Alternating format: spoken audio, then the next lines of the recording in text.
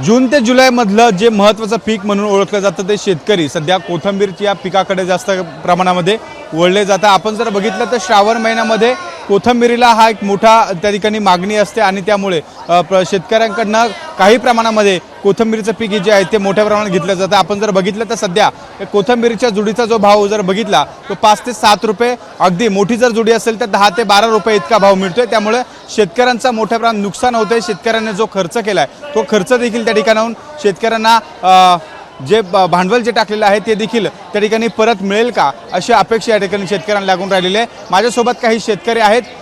बाबा, कोथिंबीरीला भाव नाही आहे, काय नेमकं कारण आहे? हे पावसामुळं चिक वल्ली गुळ माखेल त्यामुळे भाव कमी झाला ना। किती भाव आहे? किती 5 ते 7 हजार जात ते। म्हणजे 10 रुपयाच्या आत हा हा 1000 रुपये शेकडा। हा 1000 रुपये चकडा।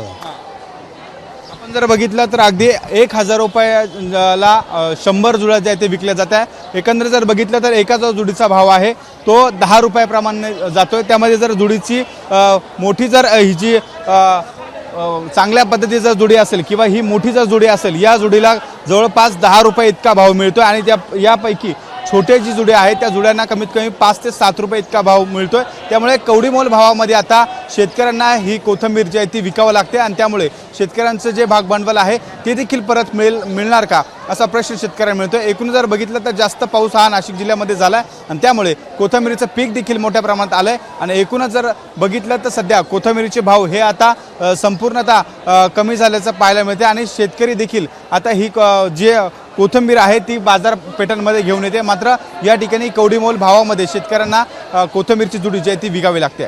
कॅमेरामन मयूर बारगेसह शुभम बोडके, एबीपी माझा, नाशिक। एबीपी माझा, उघडा डोळे बघा नीट।